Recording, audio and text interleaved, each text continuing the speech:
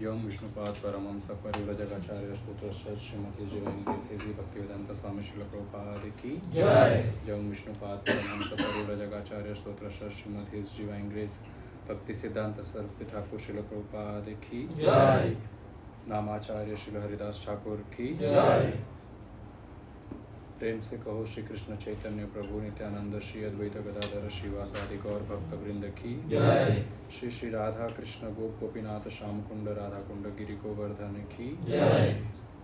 वृंदावन धाम की जय। मायापुर नवद्वीप धाम की जय।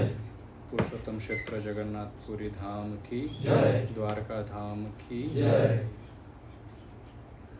हरिनाम संकीर्तन की जय। बृहद मृदंग की जय। All glories to assembled devotees. All glories to assembled devotees. All glories to assembled devotees. All glories, all glories, all glories to Sri Guru and Gauranga. Om Gyantimirandasya Gyananjanashalakaya Chakshurum Miritam Yena Tasmai Shri Guruve Namaha. स्थापितं येन भूतले स्वयं रूपं कदा मह्यं ददाति स्वपदान्तिकं। नमः श्रीगुरु श्रीयुगपदकमल श्रीगुरु वैष्णवांश श्रीरूपं साग्रजातं सहगण रघुनाथान्वितं सजीवं साद्वैतं सावधूतं परिजनसहितं श्रीकृष्णचैतन्यदेवं श्रीराधा कृष्णपादान् श्रीशाखान्वितांश्च हे कृष्ण करुणा सिंधु दीनबन्धु जगत्पते गोपेश गोपीनाथाय राधाकान्त नमोस्तुते। तप्तकाञ्चन गौरांगी राधे वृन्दावनेश्वरी वृषभानुसुते देवी प्रणमामि हरिप्रिये। नमो विष्णुपादाय कृष्णपृष्ठाय भूतले श्रीमते भक्तिवेदांत स्वामी नामिने। नमस्ते सरस्वती देवे गौरवाणी प्रचारिणे निर्विशेष शून्यवादी पाश्चात्य देशतारिणे। वाञ्छाकल्पतरुभ्यश्च कृपा सिन्धुभ्येव च पतितानां पावनेभ्यो वैष्णवेभ्यो नमो नमः। जय श्री कृष्ण चैतन्य प्रभु नित्यानंद श्री अद्वैत गदाधर श्रीवासादि गौर भक्तवृंद। हरे कृष्णा कृष्णा कृष्णा हरे हरे हरे राम राम राम हरे हरे। हरे कृष्णा।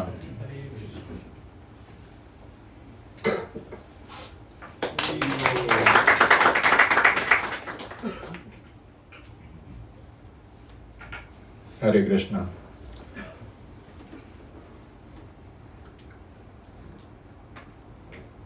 कहाँ एंड की थी महाभारत हमने? सबको पता है मैं हर टाइम ये क्वेश्चन पूछता हूँ पर होमवर्क करके कोई नहीं आता, भूल जाते। कृष्ण और अर्जुन की वार्तालाप चल रही थी। कृष्ण ने अर्जुन को कारण पूछा था कि आपने मुझे क्यों सिलेक्ट किया। फर्स्ट ऑप्शन दिया था, फर्स्ट चांस दिया था, फिर भी सेना की जगह मुझे आपने सिलेक्ट किया। तो अर्जुन बड़ा डिटेल में बताते हैं कि भीड़ नहीं चाहिए, कृष्ण चाहिए। कृष्ण इज मोर इम्पोर्टेंट, भीड़ ज्यादा इम्पोर्टेंट नहीं है। सामने पूरी दुनिया भी हो सकती है हमारे खिलाफ, पर अगर कृष्ण हमारे साथ है तो विजय हमारी होने वाली है। इस प्रकार दोनों मित्र काफी देर तक चर्चा कर फिर कृष्ण अर्जुन के साथ जो है विरोधा देश चले जाते हैं आने वाले युद्ध में हिस्सा लेने के लिए। अब अलग अलग राजागण जो है अरेंज हो रहे हैं हर जगह युद्ध करने के लिए। अलग अलग देश से जो है राजागण आ रहे हैं। उसमें एक राजा होते हैं, उनका नाम होता है शल्य।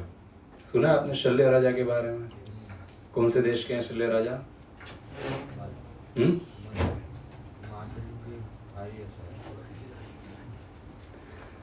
तो राजा पांडु की जो दूसरी पत्नी होती है माद्री, उनके पिताजी होते हैं राजा शल्य, और ये मद्रास के राजा थे, मद्रास के राजा। तो मद्रास के राजा शल्य की पुत्री माद्री, जो पांडु की दूसरी पत्नी थी राजा पांडु की। और तो अभी शल्य क्या लगे पांडवों के? मामा मामा नाना नाना लगे, रिश्ते खराब है ना सबके। तो एक्चुअली शल्य भाई थे, सही बोला था आपने, नाना नहीं थे, भाई थे, मामा लगे। तो शल्य राजा को है बड़ा दुख था कि उनके भांजे जो है वो 13 साल से वनवास में थे और फाइनली वनवास के बाहर आ गए हैं। तो वे बहुत उत्सुक थे पांडवों से वापस मिलने के लिए, युधिष्ठिर महाराज से वापस मिलने के लिए। डायरेक्ट संबंध तो सिर्फ सहदेव और नकुल से ही था, क्योंकि बाकी तो कुंती के पुत्र थे, पर फिर भी क्योंकि वो एक ही पिता थे पांचों के, तो ये मामा सबके। और उस काल में ऐसा होता था कि ये सिर्फ इन 5 पांडवों के मामा नहीं थे, 100 कौरवों के भी मामा यही माने जाते थे। मतलब चाची ताई के भाई है तो वो हमारे भी मामा। तो इन्होंने अपनी पूरी सेना तैयार की, बोले चलो अभी न्योता आया नहीं है पर हम सामने से जाएंगे, भांजे के साथ युद्ध करेंगे, भांजे की टीम में जाएंगे और कौरवों से हम युद्ध करेंगे। तो शल्य जो है अपनी अपनी विशाल सेना लेके मद्रास से निकले विरत देश जाने के लिए, और बड़ा लंबा सफर था। और जब आधे रास्ते पर पहुंचे तो ये खबर दुर्योधन को मिली कि बस यहाँ से अभी जो है राजा शल्य अपनी पूरी सेना के साथ जो है वे जा रहे हैं युधिष्ठिर महाराज के पास उनका साथ देने के लिए। दुर्योधन डर गए कि यदि ये टीम उनके साथ मिल गई तो बोले ये तो बड़ा हमारा नुकसान हो जाएगा। तो दुर्योधन ने क्या किया, बीच रास्ते में ही शल्य राजा और उनकी पूरी सेना के लिए ना एंटरटेनमेंट का पूरा एक स्थान बना दिया, व्यवस्था कर दिया। राजा शल्य के लिए टेम्पररी महल बनाया, इतना बड़ा टेम्पररी महल था कि ऐसा मानो कि साक्षात इंद्रदेव का महल हो। और बाकी सब जो सारे सेना गण थे साथ में, सबके लिए खाना पीना, स्विमिंग पूल, पार्क्स, गार्डन और एंटरटेनमेंट के लिए नाच गाने की वस्तुएं, इतने आर्टिस्ट, पूरा सर्कस बना, बड़ा बड़ा अच्छा अरेंजमेंट किया उसने। अब राजा शल्य वहां पहुंचे, इतना अच्छा अरेंजमेंट उनके लिए था। तो वहां पर धृतराष्ट्र तो दुर्योधन तो नहीं आए थे स्वागत के लिए, पर दुर्योधन के जो आदमी थे जो सब अरेंजमेंट किए वो सब वहां पर सेवा इत्यादि कर रहे थे। और राजा शल्य इतने खुश हो गए, इतना अच्छा सेवा किया, ही वाज सो इम्प्रेस्ड। तो उन्होंने उन सेवकों को बुलाया, बोले यहाँ पर आओ, मैं जानता हूं ये सब युधिष्ठिर ने किया है मेरे लिए। किया किसने था? दुर्योधन ने। राजा कहते हैं मुझे पता है युधिष्ठिर ने मेरे स्वागत के लिए इतना किया है, आई एम वेरी प्लीज्ड, जाओ युधिष्ठिर को बुला के आओ। तो सेवक सब शॉक हो गए, बोले ये तो युधिष्ठिर ने नहीं किया है, पर फिर भी गए, जिन्होंने अरेंज किया है दुर्योधन के पास सारे सैनिक गए और दुर्योधन को बोला कि राजा को लग रहा है कि ये सब युधिष्ठिर ने किया है, तो ये तो युधिष्ठिर के लिए खुश है, युधिष्ठिर को बुलाना चाहते हैं। तो दुर्योधन थोड़ा शॉक हो गए, बोले इतना मैंने मेहनत किया, क्रेडिट वो लेके जा रहा है, बोले चलो जाते हैं। तो युधिष्ठिर जो है, दुर्योधन जो है वे जाते हैं राजा शल्य के पास और हाथ जोड़ के बोलते कि आपने मुझे बुलाया? बोलते नहीं आपको कौन बुलाया? तो युधिष्ठिर महाराज को बुला रहा हूँ। तो बोले ये सब अरेंजमेंट मैंने आपके लिए किया, आप मेरे मामा समान हैं, 2 बार माँ होती है मामा में। तो बोले आप मेरे मामा है, मेरे मामा के समान है, और आप यहाँ से गुजरे और बिना खातिरदारी के आपको जाने तो ऐसा हो नहीं सकता, ये सारा मैंने आपके लिए किया है।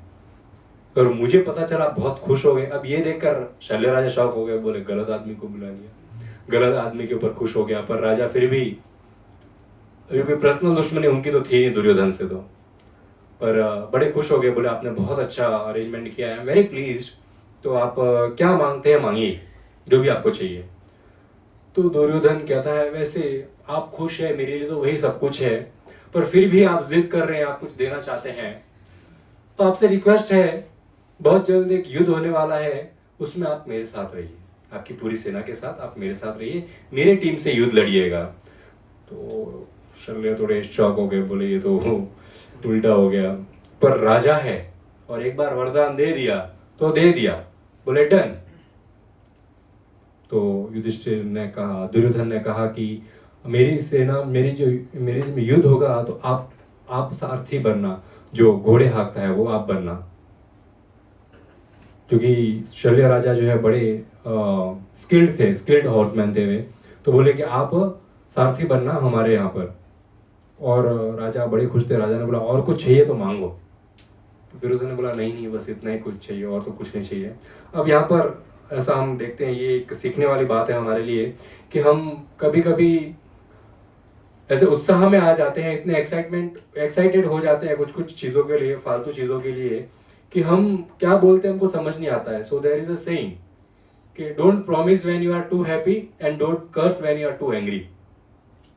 जब ज्यादा खुश होते हैं तो बड़े बड़े वादे मत करो, तेरे को ये कर दूंगा, तेरे लिए वो कर दूंगा. ऐसा हम हमारे गांव में राजस्थान में ऐसा बहुत देखते हैं कि कई सालों पहले, उस समय उस व्यक्तियों के पास हजारों हजारों बीघा जमीन हुआ करती थी. तो वही खुशी के मौके पे बोले ये 10 बीघा गायों के नाम पे, अभी यहाँ पे सिर्फ गाय चरेगी. उन्होंने तो कह दिया खुशी खुशी में. अब उनकी जो एक दो पीढ़ी बाद उनकी वंशज आई है, बोलते किस बात की जमीन गायों के लिए, तो हमारे दादाओं की है.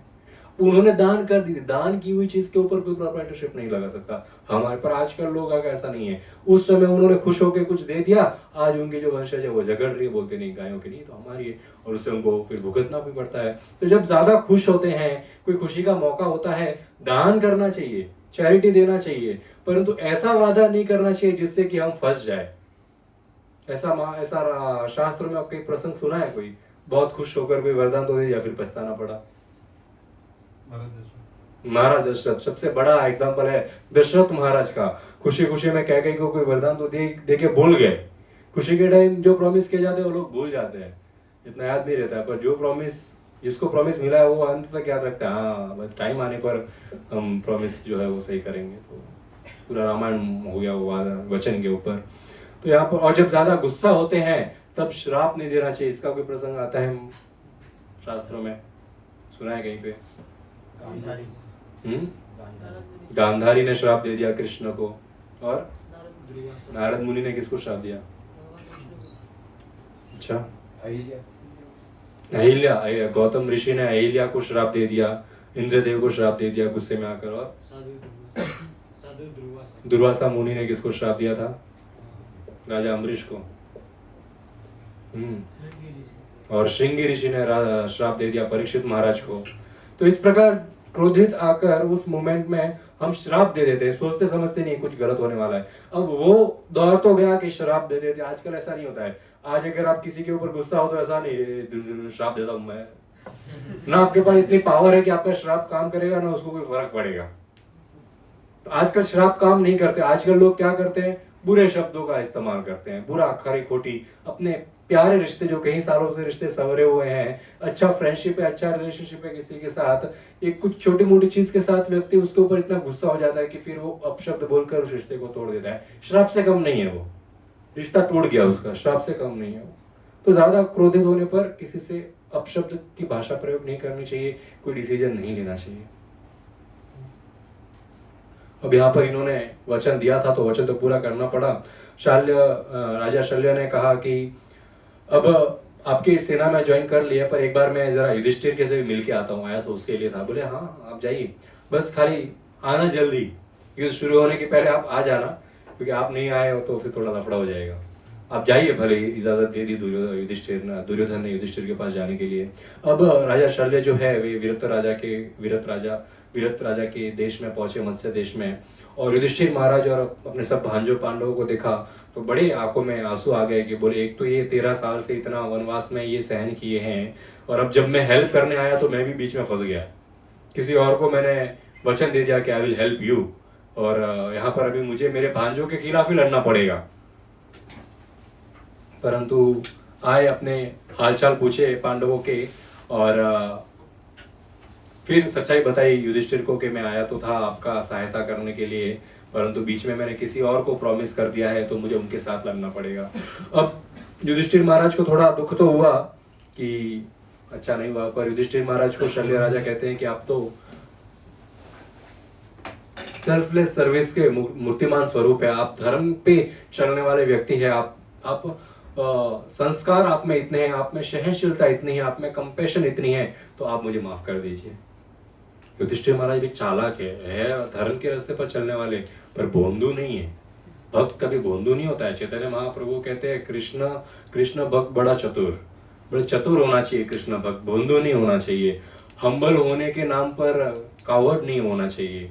एकदम यदि कोई गलत है तो उसके ऊपर आवाज उठानी चाहिए. यदि हमारे पास ऐसी क्षमता है, हमारे पास ऐसी पावर है, हम ऐसी पोजीशन पे हैं जहां गलत को रोक सके, तो ऑफकोर्स आगे जाना चाहिए। युधिष्ठिर महाराज कहते हैं कि कोई बात नहीं, आप उनके साथ रहिए, आप वहां से लड़ाई करिए, पर एक रिक्वेस्ट है कि मैं 100% जानता हूं सब कौरवों में जो सबसे बेस्ट खिलाड़ी होगा ना, सबसे बेस्ट योद्धा होगा, उसका ही सारथी आपको बनाएंगे। बेस्ट योद्धा है तो घोड़े चलाने वाला भी सबसे बेस्ट होना चाहिए, तो आपको कर्ण का साथी बनाएंगे, ये 100% मैं कह सकता हूं। तो आपसे एक रिक्वेस्ट है, जैसे ही युद्ध रणभूमि में कर्ण के साथ आप आए तो आप कर्ण को डिमोटिवेट करना शुरू कर देना। बोले आपके पास तो कवच नहीं है, आपको तीर लग जाएंगे, अर्जुन इतना महान है, भीम इतना महान है, आप हार जाएंगे, ऐसा हो जाएगा, और कोशिश करेगा उसका रथ को ऐसा आके कि वो हारे।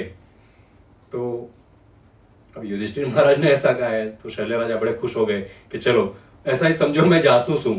तो आजकल बहुत ट्रेंड चल रहा है ना कि स्पाई बन के पाकिस्तान चले गए, क्या गाना फिट होता है उसको, हाँ ऐसा कुछ। तो बस यहाँ पर पांडवों की टीम से थे राजा शल्य, पर उनके वहां पर चले गए, बोले मैं घोड़े आगूंगा, अभी वहां पर देखते आगे युद्ध में क्या होता है। तो शल्य राजा बड़े खुश हो गए, कुछ तो सेवा हुआ पांडवों के प्रति, और थोड़ा चीटिंग तो बनता है। अब जब वहां पर डिस्कशन चालू होता है तब शल्य राजा समझाते हैं पांडवों को कि आप ज्यादा दुखी मत होना, कि आपके साथ जो हुआ है वो तो देवता गणों के साथ भी होता है, उन्होंने भी इतना दुख सहा है, आपका दुख तो फिर भी कुछ नहीं है उनके सामने, हर समय दिलासा देते हैं। यही एक ऑप्शन होता है किसी को दिलासा देने का। जैसे कोई दुख लेके आया है तो व्यक्ति को क्या लगता है कि मेरा दुख सबसे बड़ा है, किसी का वाइफ के साथ झगड़ा चल रहा है, बोला मेरा दुख सबसे बड़ा है, या तेरा से झगड़ा चल रहा है, उसका तो डिवोर्स हो गया है, फिर ठीक है अभी तो मेरा दुख। डिवोर्स वाला आता है, बोलता है कि यार मेरा वाइफ के साथ डिवोर्स हो गया, बड़ा टेंशन। बोले तेरा तो सिर्फ डिवोर्स हुआ, वो तो नीले ड्रम में मार के उसको भर दिया है। खुशी मना तो जिंदा तो है, डिवोर्स ही हुआ है, ऐसे करके उसको तसला, जिंदा तो हूँ, जा रहे तो जहाँ रहे, नीले ड्रम से तो बच गए।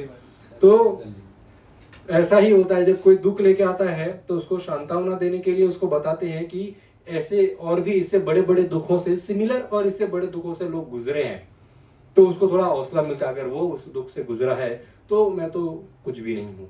ऐसा हमने जब वनवास में थे युधिष्ठिर महाराज को तो एक स्टोरी बताई थी, किसकी स्टोरी थी, नल दमयंती की।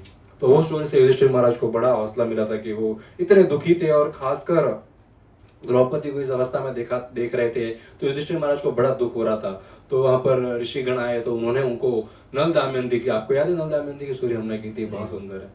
तो नल दमयंती की स्टोरी उन्होंने बताई कि किस प्रकार नल तो छोड़, दमयंती ने कितना दुख सहा है जिसकी कोई सीमा ही नहीं है। इस प्रकार जो है चर्चा करके बताते हैं कि आपका दुख है वो कुछ नहीं और ठीक हो जाएगा। तो यहाँ पर राजा शल्य जो है बताते हैं कि देवता गण भी ऐसे ऐसे हमारे कर्मों के कारण, हमारे गलतियों के कारण, अभी युधिष्ठिर महाराज की गलती थी ऐसे देखा जाए तो बोले गलतियों के कारण कितने ही देवता गण भी दुख में रहे हैं। तब वे इंद्र देव का और सची माता, इंद्र देव की जो पत्नी होती है सची देवी, जिनका नाम इंद्रायणी भी है, उनके बारे में बताते हैं कि किस प्रकार कितना मेहनत करके, कितना ब्रह्मचार्य पालन करना पड़ता है, कितनी साधना करनी पड़ती है, कितनी तपस्या करनी पड़ती है, तब जाके किसी को इंद्र का पोजीशन मिलता है। ऐसा कोई वोटिंग सिस्टम नहीं होता है इंद्र बनने के लिए, जिसको ज्यादा वोट आएगा वो इंद्र बनेगा। ऐसा तो फिर सात्विक भाव वाले लोगों की क्वांटिटी कम है और राक्षसी भाव वाले लोगों की क्वांटिटी ज्यादा है, वो वोट देंगे कोई राक्षस को वहां पर बिठाने के लिए, पूरे राक्षस को बनाते हैं यहाँ पर, तो नहीं चलेगा ना। तो जो कैपेबल है वही कैपेबल व्यक्ति ही लीडर बनना चाहिए, जिसमें क्षमता है लीडरशिप की, जिसमें कैपेसिटी है लोगों को लीड करने की, वही लीडर बनना चाहिए। ऐसा वोटिंग वाला सिस्टम नहीं। आजकल वो इसको वोटिंग वाले सिस्टम को क्या कहते हैं, लोकतंत्र है ना। पहले क्या होता था, गणतंत्र होता था, राइट, राजतंत्र। तो वो राजतंत्र वाला एक बार फिर भी ठीक था, राजा का बेटा ही राजा बनेगा, और अगर वो राजा का बेटा लायक नहीं है तो हमने एक स्टोरी सुनी थी वेण महाराज की, तो वो लायक नहीं थे राजा बनने के, तो ब्राह्मणों ने मिलकर उनका मर्डर कर दिया।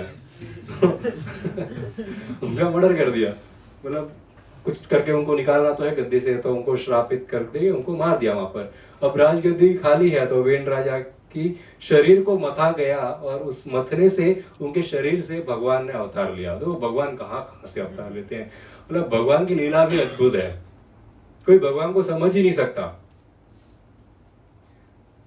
आज मेरे को एक अभी जस्ट क्लास के पहले आ रहा था तो मेरे को किसी ने वो ऐसा फोन पे सवाल पूछा,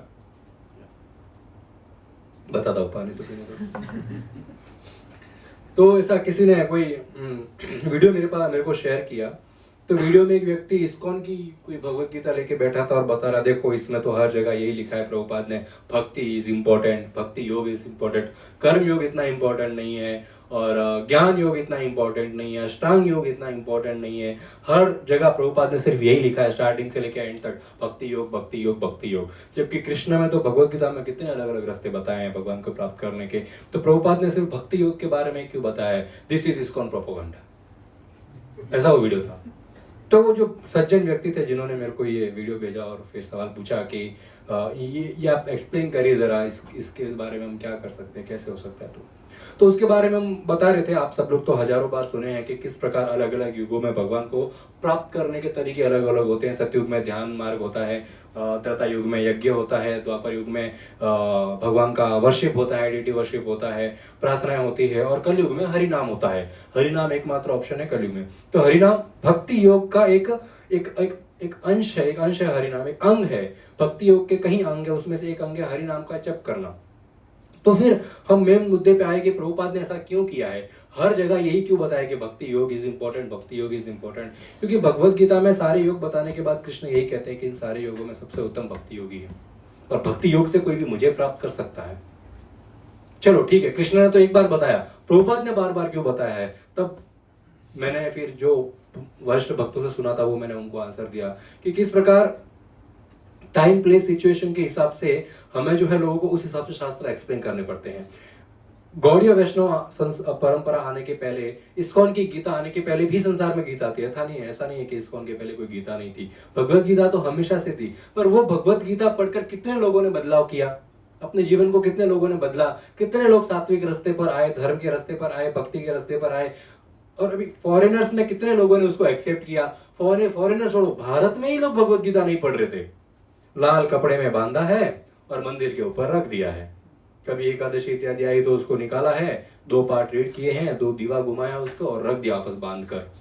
तो भगवत गीता कोई मूर्ति नहीं है, कोई फोटो नहीं है कि मंदिर के अंदर रख के पूजा करनी है, नहीं। वो युग गया, ये युग हरिनाम का, ये युग भक्ति का है। अभी हमें शास्त्र पढ़ने होंगे, शास्त्र को फॉलो करना होगा, तभी जाकर हमको ज्ञान मिलेगा।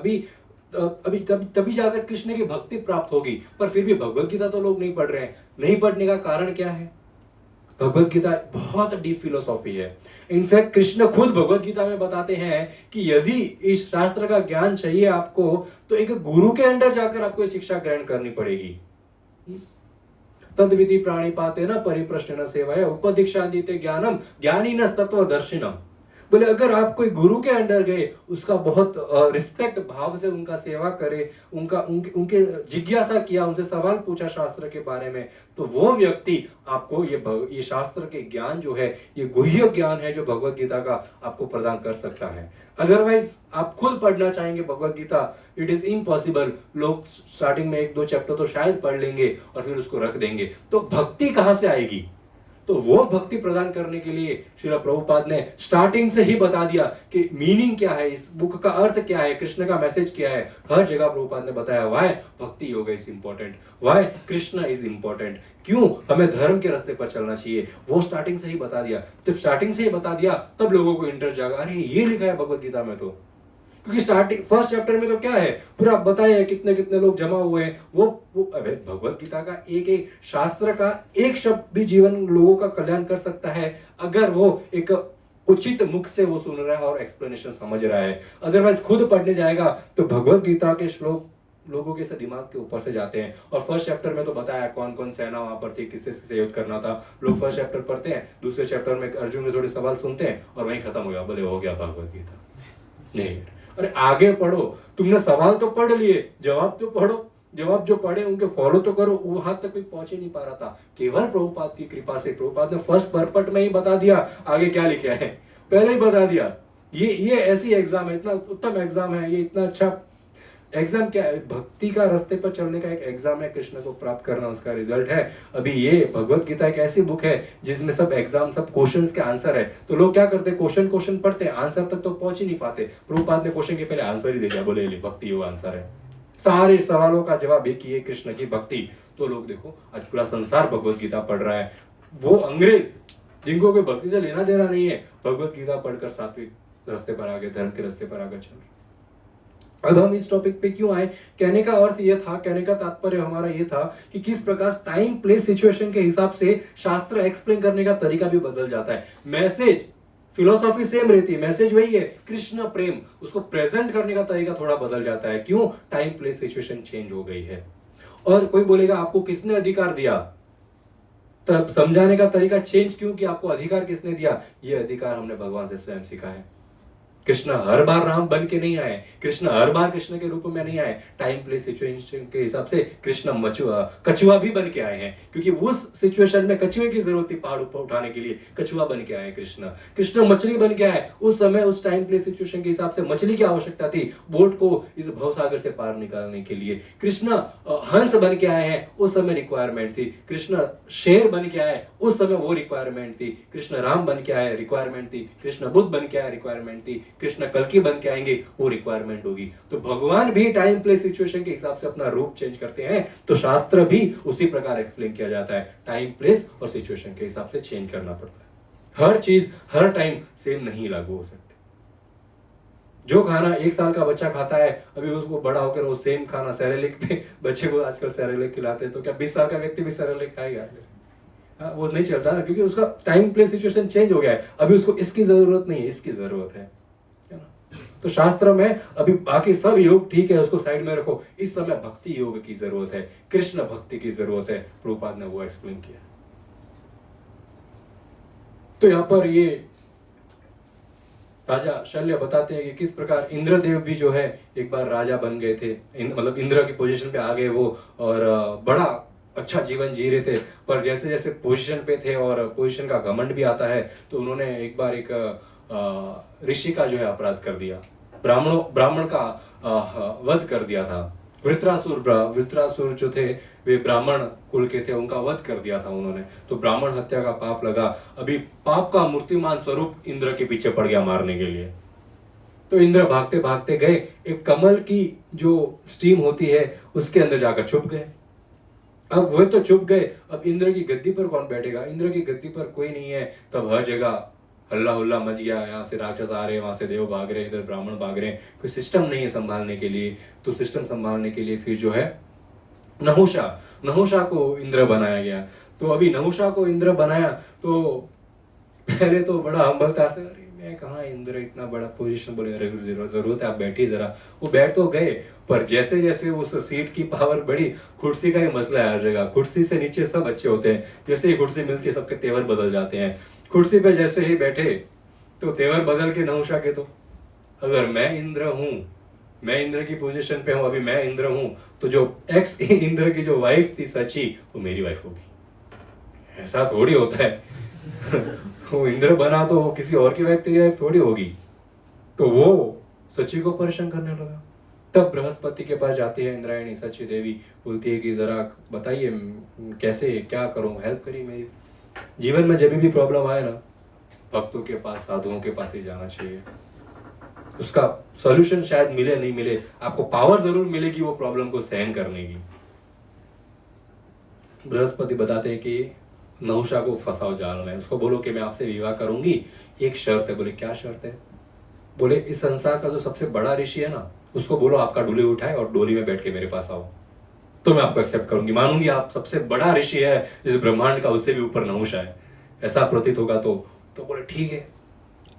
वो किसको बुलाते हैं नहुषा में? अगस्त्य ऋषि को। आप मेरी डोली उठाइए।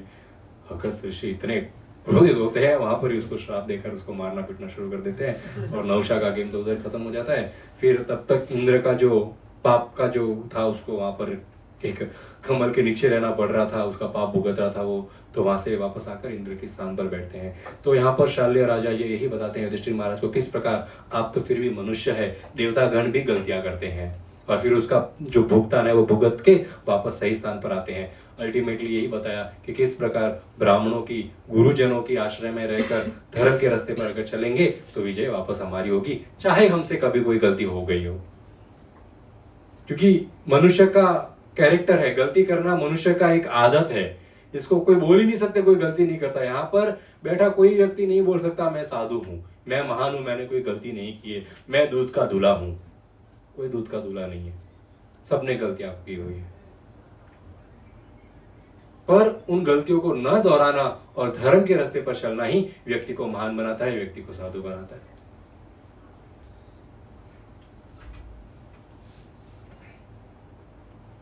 तो शल्य जो है वहां से, शल्य राजा वहां से चले गए और अब सब सैनिक आने लगे। वीरत राजा सबसे पहले सत्यकी आए, सत्यकी यादवों के एक राजा थे वहां पर, और वे भी अपनी सेना लेके आए।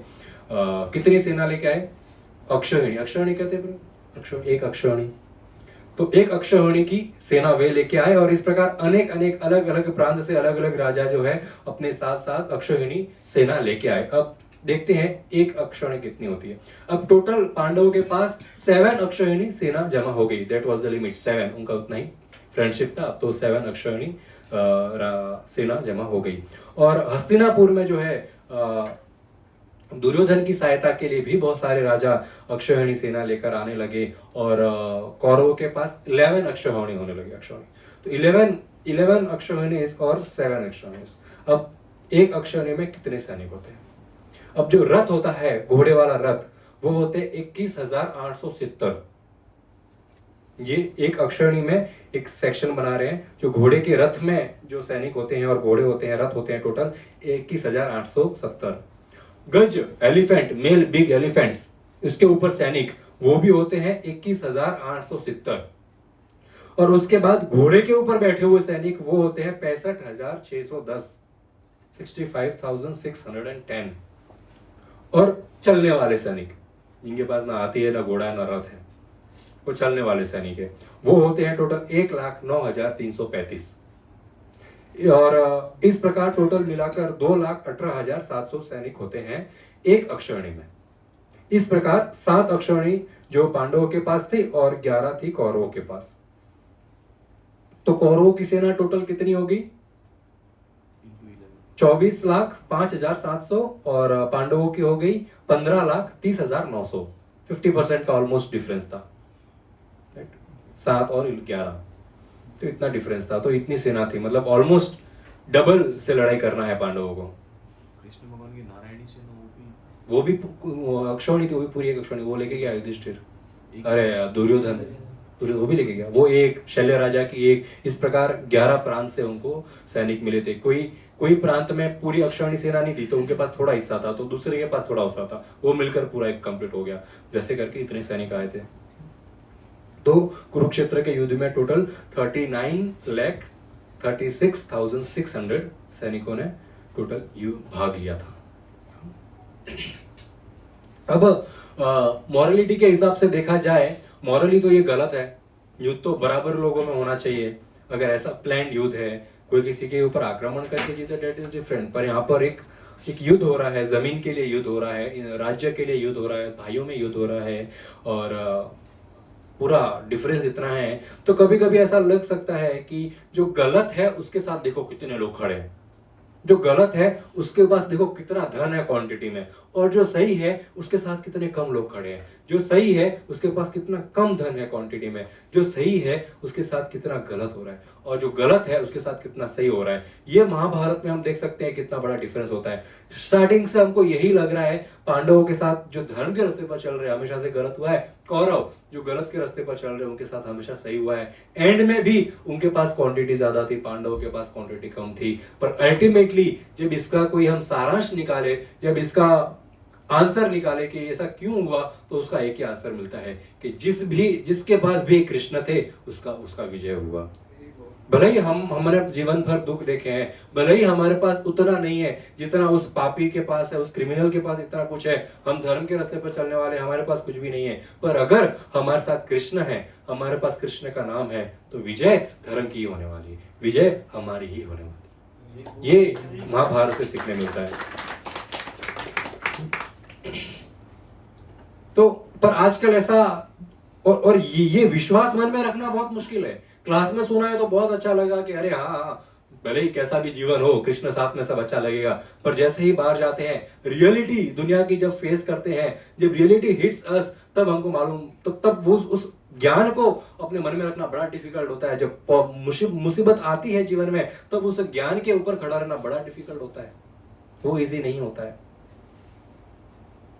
और क्यों? क्योंकि संसार में लोग हमेशा यही याद दिलाते हैं, जिसके पास धन अधिक है, जिसके पास ऐश्वर्य अधिक है, जिसके पास नाम अधिक है, फॉलोअर्स अधिक है, वो महान है। तू क्या करता है? कुछ नहीं, सिर्फ माला घुमाता है। ऐसा सुनने मिलता है तो हमारा मनोबल भी टूट जाता है, हमारे अंदर हिम्मत जो है वो धीरे धीरे कम होने लगती है। पर ये एक बात हमेशा याद रखना, लोग, दुनिया जो है खाली दिखावे की दीवानी है। जहां दिखावा है वहां भीड़ है। एक 200 साल पुरानी बात है। एक गांव में एक संत रहते थे, बड़े वैष्णव संत थे, सिंपल बोले अच्छे संत थे, बहुत महान संत। उनके पास सिर्फ ज्ञान था कृष्ण का, ऐश्वर्य नहीं हो, धन नहीं हो, कोई सिद्धि रिद्धि नहीं हो, कृष्ण का ज्ञान और कृष्ण का प्रेम था, वो उनके लिए सबसे उत्तम था, सबसे बेस्ट। थोड़े बहुत उनके शिष्य भी थे जो उनको फॉलो। आज वो संत बहुत महान नामचीन है अभी, मतलब पुराने जमाने की बात है, अभी उनके वो अच्छे संत है, पर उस जमाने की बात करें यदि तो he was not very famous person. क्यों? क्योंकि उसके पास कुछ नहीं था, सिर्फ कृष्ण थे और कुछ नहीं था। तभी उस गांव में एक योगी आते हैं। अभी वो योगी बड़ी सिद्धि प्राप्त की। अभी सिद्धियां पता है आपको क्या होता है? मंत्र से कुछ ऐसा उत्पन्न कर देना जो एग्जिस्ट नहीं कर रहा हो या फिर यहां पर नहीं हो। तो अनेक तरीके की सिद्धियां होती है, और कृष्ण भगवद गीता में बताते हैं, इतनी सिद्धियां प्राप्त करने के बाद भी व्यक्ति मेरे को प्राप्त नहीं कर सकता, क्योंकि मुझे सिद्धियों से नहीं, केवल प्रेम से प्राप्त किया जा सकता है। सिद्धियां करना, व्हाट्स द बिग डील? जब कृष्ण बांसुरी बजाते हैं और दो गोपियां आपस में डिस्कस करती है ना, तो एक गोपी दूसरी गोपी को पूछती है कि अरे सखी, ये बांसुरी क्यों कृष्ण के इतने पास रहती है? ऐसा क्या किया ये बांसुरी इनके कृष्ण को इतना प्रिय है? तो एक सखी ऐसा आंसर देती है कि ये बहुत बड़ी योगी थी। बोले कैसे? बोले ये बांस के रूप में योग कर रही थी। सर्दी, गर्मी, बारिश, सब मौसम एक समान सहन करके खड़ी थी ये जंगल में बांस के रूप में। इतना योग इसका पावर था, योग का पावर। और फिर एक बांसुरी बनाने वाला है, उसने कुल्हाड़ी से इसको इतना मारा, वो भी इसने सहन किया।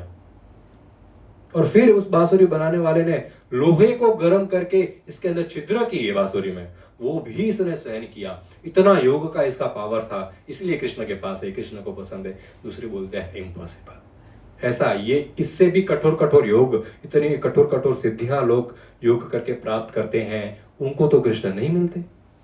इसका तो कुछ और ही कारण है। योग से तो कृष्ण खुश नहीं होते। बोले और क्या कारण है? बोले ये भोली है, इसके अंदर छिद्र है, इसके अंदर फॉल्ट है, इसके अंदर कमियां हैं, बट स्टिल ये कृष्ण को सरेंडर्ड है। बोले है तो है।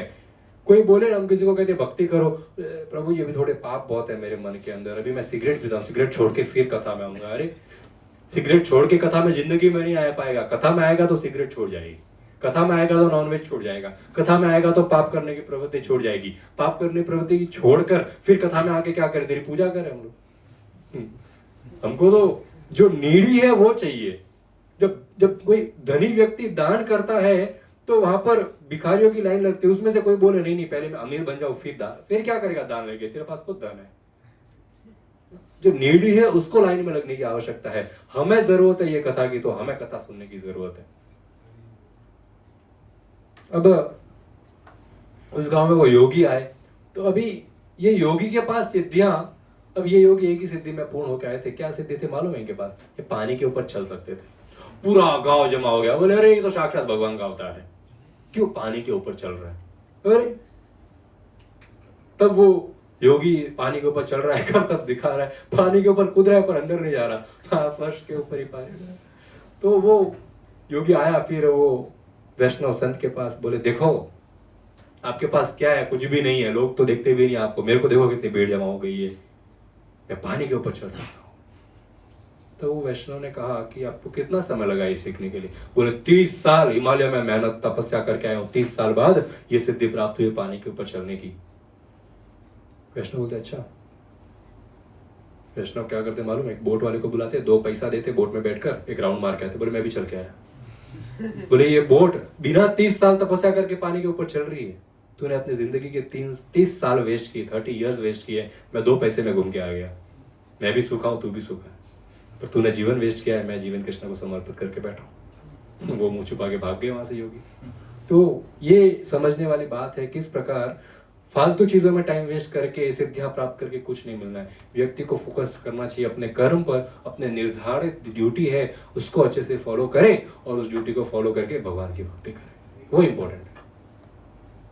अब याद हो तो हमने पिछली लास्ट वीक कथा की थी, तो द्रुपद राजा ने एक ब्राह्मण भेजा था, एक मैसेंजर, एक शांति दूत के रूप में हस्तिनापुर। अब वो हस्तिनापुर वहां पर पहुंच गया। अब हस्तिनापुर उसने पहुंचा तो उसने देखा इतने सारे लोग हैं कि कहीं पे पैर रखने को भी जगह नहीं है। इतने सैनिक पूरे हस्तिनापुर को घेर के बैठे हैं, खाली वेट कर रहे हैं दुर्योधन का आदेश आएगा, सीधा हमला करना है। फिर ये अपना रास्ता बनाते हुए जाते हैं सभा में। वहां पर दुर्योधन, कर्ण, भीष्म पितामह, विदुर और धृतराष्ट्र और कई अनेक राजा बैठे होते हैं। ये शांति दूत बनकर वहां पर जाते हैं, इनका स्वागत होता है। तब ये धृतराष्ट्र के आगे ये ब्राह्मण मैसेज रखते हैं कि धृतराष्ट्र, आप और पांडु दोनों एक समान हैं, आप दोनों के पुत्र भी एक समान होने चाहिए। आपके पास, दोनों भाइयों के पास जितनी प्रॉपर्टी थी उसका बंटवारा ये दोनों भाइयों में इक्वली होना चाहिए। आधा हिस्सा पांडु के पुत्रों को जाना चाहिए, आधा हिस्सा आपके पुत्रों को जाना चाहिए, यही धर्म कहता है। परंतु पांडवों के साथ आपके बेटों ने हमेशा चीटिंग करके उनको हराया है और उनका सारा जो जायदाद है वो उन्होंने ले लिया है, और हमेशा मारने की अलग अलग कोशिश की है इन्होंने। युधिष्ठिर महाराज ये सहन किए थे अब तक, पर अब सहन नहीं करेंगे। बिना कंप्लेंट किए उन्होंने सब सहन किया, और आपका कहे अनुसार वो 13 साल वनवास जाकर अभी अपना हक का जमीन मांगने आए। वो नहीं बोल रहे पूरा राज्य हमको दो। देखो, अगर धर्म के हिसाब से देखा जाए तो पूरा राजा युधिष्ठिर महाराज का होना चाहिए, क्योंकि Pandu was the original king. फिर वो छोड़ के गए तो second in the line was Dhritarashtra जिनको बिठाया गया, पर अदरवाइज युधिष्ठिर महाराज होने चाहिए। फिर भी युधिष्ठिर महाराज अपने हिस्से का खाली मांग रहे, आधा, पूरा भी नहीं चाहिए, आधा। और कौन सा आधा? जो उन्होंने मेहनत करके राज्य खड़ा किया। उनको तो खाली एक जंगल दिया गया था, एक रेगिस्तान दिया गया था, वहां पे उन्होंने मेहनत करके पूरा राज्य बनाया, वो अपने हिस्से का वो मांगना चाहते हैं। और अगर आप धृतराष्ट्र मना करते हैं तो युद्ध होगा। ये युद्ध का मैसेज लेकर आए। This was the first official letter कि हमें युद्ध करना है, ये ऑफिशियल लेटर था। अंधे राजा ने कुछ नहीं कहा, चुपचाप बैठे रहे। वो बेटों का प्रेम इतना कठिन था, इतना थिक था कि पट्टी के समान उनके आंखों पे बंधा हुआ था। आंख तो अंधी थी, उनके मस्तक पे वो प्रेम ऐसा बंधा हुआ था कि दिमाग भी देखना बंद कर दिया था। वो कुछ नहीं बोले। भीष्म पितामह और विदुर बोले कि बात तो इस ब्राह्मण की सही है। अब सबकी आंखें धृतराष्ट्र की ओर है, क्या डिसीजन लेंगे, क्या बोलेंगे, वो कुछ नहीं बोलते। तब भीष्म पितामह खड़े होते हैं और वे कहते हैं कि देखो, सबको समझाते हैं कि देखो, अभी ये ब्राह्मण बताते हैं कि हमारे पास 7 अक्षौणी सेना है, और ये 7 अक्षौणी सेना के साथ हम यहाँ पर हमला करेंगे और युद्ध होने वाला है। काइंड ऑफ धमकी दी ऐसी। तो कर्ण बोलता है कि वो ब्राह्मण कि हमारे पास 11 है, आपसे डबल, आप हमसे जीत नहीं पाओगे। तब भीष्म पितामह कहते हैं कि मंद बुद्धि कर्ण, भूल गया कैसे तुमको अर्जुन ने सिंगल हैंडेड, तेरे को तो पीटा ही था, साथ में हम सबको भी मारा था, और हम सब धूम मचा के वहां से भागे थे। इतना अकल चलता है कि नहीं तेरा? ये इतना घमंड आता कहां से इसके अंदर? ये हमेशा हार के भागा है कर्ण, फिर भी घमंड तो देखो। तब भीष्म पितामह कहते हैं कि ये अर्जुन अकेले हम सबको मार देगा, हम कोई जिंदा नहीं बचेंगे। तो मेरा सजेशन तो यही है कि आप अपनी जमीन जो है वो वापस दे दो। तब कर्ण और दुर्योधन कहते हैं कि भीष्म पितामह आपने कैलकुलेशन में थोड़ा गलती किया था। बोले क्या? अभी तक 13 साल पूरे नहीं हुए हैं। एक तो दिमाग तो खराब है ही, मैथ्स भी खराब है साथ में। बोलते कि हमने केवल से किया है, थोड़े महीने बाकी है अभी तक। भीष्म पितामह कौन से जमाने से जिंदा भी है मालूम है? जब मैथ्स भी नहीं एग्जिस्ट करता होगा, तब से भीष्म पितामह इस पृथ्वी पर जिंदा है। और ये कल के पैदा हुए कर्ण बोलते आपका मैथ्स खराब है। मैथ्स नहीं, तुम्हारा दिमाग खराब है। बोलते हैं कि अभी 13 साल पूरे नहीं हुए हैं और तुमको युधिष्ठिर महाराज को बोलो 13 साल पूरे करके आए, फिर भीख मांगे दुर्योधन के आगे। अगर घमंड दिखाओगे कि हमारे पास इतनी सेना है तो दुर्योधन 1 इंच जमीन भी नहीं देगा, अगर आगे भीख मांगोगे तो पूरी पृथ्वी दे देगा, ये हमारे दुर्योधन की मानता है।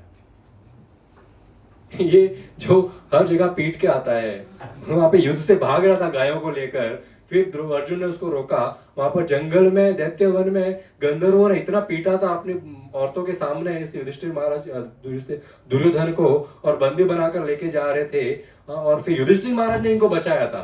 तो वो उसके बारे में बोल रहे कि ये तो बड़ा दानी है, सब तुमको दे देंगे भीख मांग।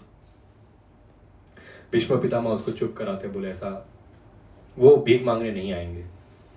तब आधे लोग कर्ण से सहमत होते हैं, आधे लोग भीष्म पितामह से सहमत होते हैं। तब धृतराष्ट्र बोलते शांत, अब मैं बोलूंगा। तो धृतराष्ट्र कहते हैं उस ब्राह्मण को कि मेरे हिसाब से भीष्म पितामह ने जो कहा है वो सब सच कहा है और हमारे हित में ही कहा है।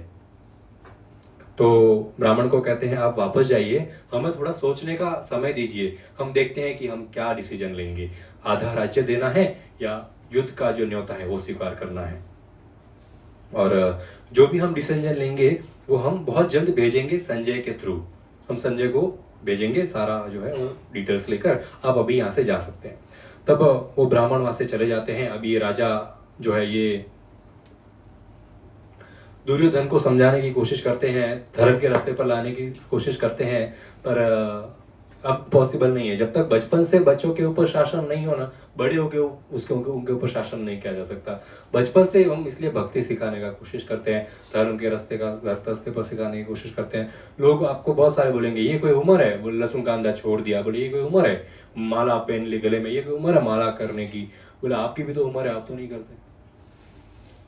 कोई खुद को बूढ़ा तो मानता ही नहीं है, कोई मानता ही नहीं कि मेरी उम्र हो गई है, माला पकड़ लेनी चाहिए। नहीं, पता नहीं कौन से टाइम का वेट कर रहे हैं आजकल के लोग कि अब माला पकड़ेंगे, पता नहीं कौन से टाइम का वेट कर रहे हैं, कब माला पकड़ेंगे। कोई माला पता नहीं कब पकड़ेंगे, यमराज जरूर पकड़ लेते लोगों को, यूं पता भी नहीं चलता है। यमराज की जो माला है ये जो रस्सी के रूप में आती है और ऐसे गले में घुमा के घसीट के लेकर जाती है, तो उससे तो अच्छा यही रस्सी गले में पहन लो ना। जब ये मरने के बाद विष्णुदूत इसको पकड़ के हमको जब साथ में लेके जाएंगे तो दर्द भी नहीं होगा। इतनी तुलसी देवी की कृपा होगी। और वहां पर वो मारवाड़ी में रोडूडू लेना है मारवाड़ी में जो झाड़ा रस्सी होता है ना, एकदम झाड़ा वाला, कोई राक्षस को बांधने के लिए यूज, उसको रोडूडू बोलते हैं। जो मारवाड़ी है वही समझेंगे इधर शायद। तो बहुत झाड़ा रस्सी होता है वो। तो वो ये यमदूत लेके आते हैं इंसान की आत्मा को पकड़ के लेके जाने के लिए।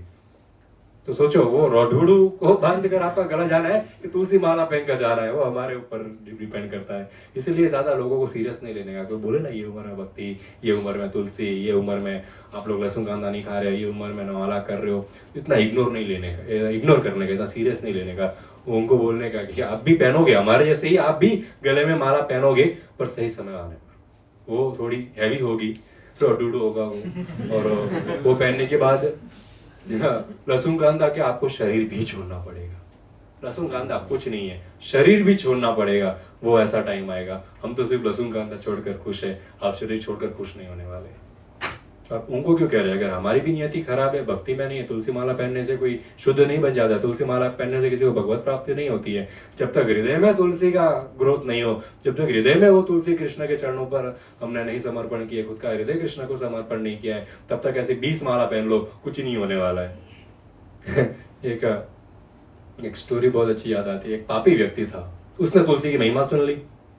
तुलसी की महिमा सुनी, कृष्ण के प्रति प्रेम तो जागृत नहीं हुआ, पर यमदूत से कैसे बचने का उसका आइडिया आ गया उसको। बोले यमराज ने तो कहा यमदूतों को, जिसके गले में तुलसी हो उसको मेरे यहाँ पर मत लेके आना, वो उसका मुक्ति होना निश्चय है। तो भाई साहब ने गले में तुलसी बांध दी। पाप करते हैं पर तुलसी बांध ली गले में। बोले पाप करते जाओ, मरने पर तो यमदूत आएंगे नहीं लेने के लिए। अभी वो व्यक्ति पाप कर रहा है और एक बार ऐसे रास्ते से जा रहा था, सामने से एक बैल आ गया और बैल इसको, वो लिखा हुआ था उसका कर्मों में कि ये बैल इसको मारेगा सिंह और ये मरने वाला है। तो जैसे लिखा हुआ होता है, उससे पहले यमदूत तो अपना वहां से तत्काल टिकट निकाल के आ जाते हैं, इसको लेके जाने का है, चलो ये पहुंचेंगे तब तक इसका आत्मा निकल जाएगा। अब यमदूत वहां पर पहुंचे, देखा ये मरने वाला, इसके गले में तुलसी की माला है। इतना पापी है ये, इतना पापी है, इतना गलत किया है, और ये भगवान का नाम जब भी नहीं करता ना, अभी लेने वाला ये भगवान का नाम, ये तुलसी के भरोसे बैठा है, गले में तुलसी तो बच जाएंगे उस भरोसे पे। अब हम तो फंस गए। पाप, इतने पाप ऐसे किए कि इसको नरक मिलना चाहिए, और इसने तुलसी पहनी है कि इसको मुक्ति भी मिलनी चाहिए, तो क्या होगा, क्या करेंगे? यमराज के पास गए, बोले थोड़ा कंफ्यूजन है, पता ही नहीं चल रहा आरएसी है कि कंफर्म है कि तत्काल करे तो करे क्या, क्या चढ़े कि नहीं चढ़ेगी ट्रेन में, करे क्या? अभी यमराज ने बोला जरा रुको तो सही, ये शाना है ना, भगवान 1.5 शाने है, इसको लगता है तुलसी पहनने से ये बच जाएगा। बोले देखो होता क्या है। अब ये आदमी आया, यहाँ से ये बैल आया, तो बैल निश्चित है ये बैल इसको मारने वाला है, इसकी मृत्यु होती है। बहुत सारे लोगों की, कोई बैल मार के मरता है, कोई गाड़ी से टकरा के मर जाता है, कोई कैसे भी उस समय गाड़ियां नहीं हुई करती, तो बैल गाड़ी होती, तो बैल गाड़ी से एक्सीडेंट हो गया, उसका मरना लिखा था। अब ये बैल भाग के आया, इसको सिंग मारा और इसको ऊपर उछाल दिया। अब मृत्यु कैसे होने वाली थी, इसको ऊपर उछाला, इतना ऊपर उछाला कि वहां से जैसे नीचे गिरता था ना, तो इतना जोर से उसके सर पे लगने वाला था कि इसकी मृत्यु होने वाली थी। बैल ने उछाला, वो ऊपर गया और नीचे गिरा ना, उसके पहले उसका गले में माला एक पेड़ की ब्रांच के ऊपर अटक गया, माला निकल गई, टूट गई, और फिर वो नीचे गिरा और मर गया। माला ऊपर लटक रही है और ये नीचे बिना माला के मर गया। बोले अब लेके जाओ, कंफर्म हो गया टिकट, अब इसको नरक लेके गए। तो कोई कुछ आना होता है ऐसा, भगवान को चीट करने की कोशिश करता है। अभी भगवान सबसे बड़े चीटर है, भगवान से बड़ा कोई चीटर है क्या संसार में? भगवान के आगे कोई बोल सकता है क्या? कोई नहीं बोल सकता। तुम भगवान को चीट करोगे, भगवान ऐसे चीट करेंगे कि समझ में नहीं आएगा क्या हुआ इधर। तो इस टॉपिक पे हम क्यों आए थे? हाँ, कि बच्चों को बचपन से भक्ति क्यों सिखानी चाहिए। अब ये धृतराष्ट्र अभी सिखा रहे भक्ति के रास्ते पर चलो, धर्म के रास्ते, अभी कुछ नहीं होने वाला है। अब है हमारे पास टाइम और कथा करने का कि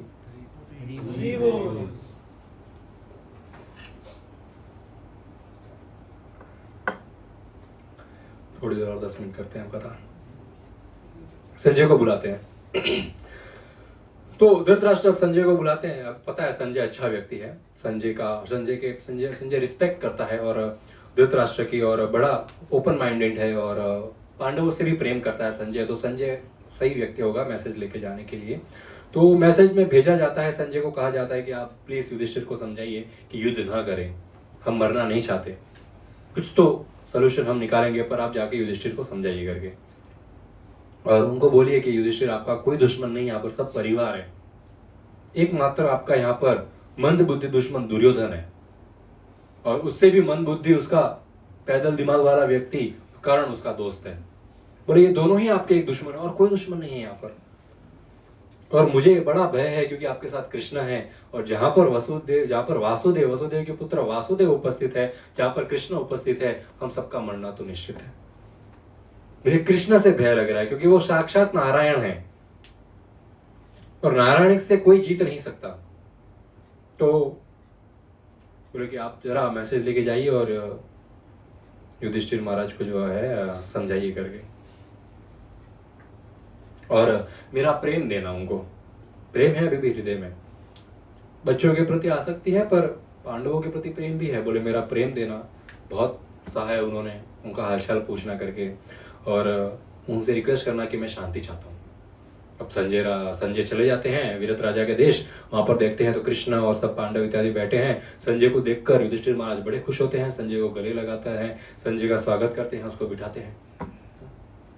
अब संजय को पूछते हैं हालचाल इत्यादि, तो संजय सब हालचाल बताता है, और फिर कहता है कि देखो दुर्योधन बड़ा गलत है।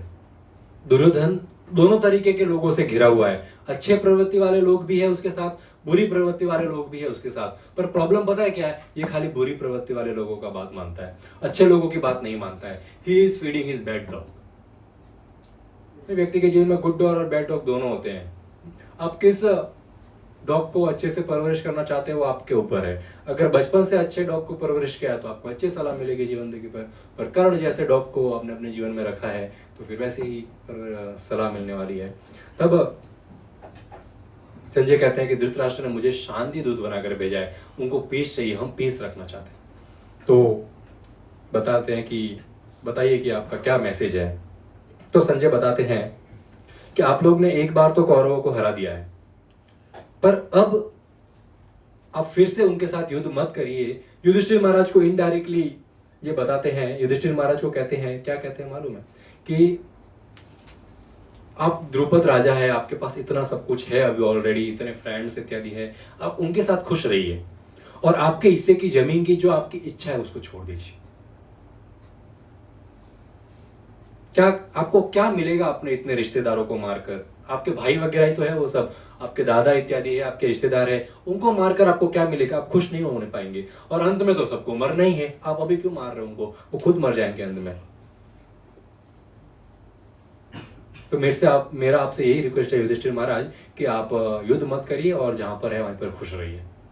तो युधिष्ठिर महाराज कहते हैं कि हमको तकलीफ दिया है कौरवों ने, हमारा हिस्से का जमीन छीना है, मैं चाहूं तो उनको माफ कर दूं, पर उन्होंने द्रौपदी का भी बेइज्जती किया है और मैं भी चाहता हूं पीस हो, पर सिर्फ तब जब वो खुशी खुशी मेरा राज्य मुझे वापस दे दे। जो मेरे हक का है वो मुझे देंगे तो मैं भी मैं भी जो है शांति रखना चाहूंगा, मुझे युद्ध नहीं करना है, पर अगर नहीं दिया मुझे मेरा राज्य तो मैं युद्ध करूंगा। अब संजय थोड़ी ऊंची आवाज में युधिष्ठिर महाराज को बोलते आप बहुत लालची हैं।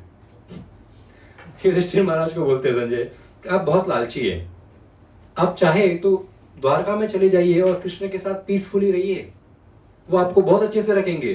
संजय सजेस्ट कर रहे हैं युधिष्ठिर महाराज को कि आप यादवों के साथ जाके रहिए, वरना आप तो बहुत बड़े धर्म के राजा, आप भीख मांग कर खाइए, भीख मांगिए और खुश रहिए। आपको लालच क्या है इतना ये सब राज्य इत्यादि की? एक धर्म के रास्ते पर चलने वाले व्यक्ति को इतनी इच्छाएं नहीं होनी चाहिए युधिष्ठिर महाराज। अब ये पूरी धृतराष्ट्र ने संजय को कहकर भेजा था पूरी कोशिश करना शांति बनाए के, तो ये अपनी पूरी कोशिश कर रहा है कि शांति कैसे बनाए रखते हैं। अब और ये व्यासदेव जी के शिष्य है संजय, तो इनके पास ज्ञान भी बहुत है।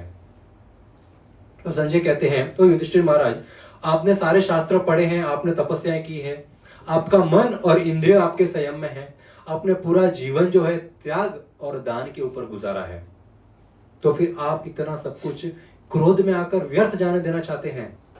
इतनी मेहनत आपका, इतना धर्म, आप गुस्से में आकर ये सब खत्म हो जाएगा आपका। आप ऑलरेडी सब जगह फेमस है, आपने इतना बड़ा राजसूय यज्ञ किया हुआ है, तो सब आपके मित्र है, पर आप इतना बड़ा पाप क्यों कर रहे हो अपने ही रिश्तेदारों को मारकर? आपको क्या खुशी मिलेगी अपने भाइयों का गला काटकर? आपको क्या खुशी मिलने वाली है? और यदि आप जीत भी गए, पूरी पृथ्वी आपके अंडर आ गई, बिना भाइयों के क्या एंजॉय करोगे इसको? हे युधिष्ठिर महाराज, सुख और दुख मौसम के समान है, आता है जाता है। आप इतना चिंता मत करिए, इतना सीरियसली मत लीजिए इसको। आप युद्ध करने का विचार है उसको त्याग दीजिए। और अगर आपके सलाहकार, कृष्ण को पॉइंट आउट करते हैं, अगर आपके सलाहकार आपको बोल रहे हैं युद्ध करो, तो ऐसे सलाहकारों को त्याग दीजिए। आप वो आपको गलत रास्ते पर लेके जा रहे हैं। तो धर्म के लिए आप इसका त्याग करिए, मरने के बाद आपको स्वर्गलोक मिलेगा। कौन बोला हरि बोल?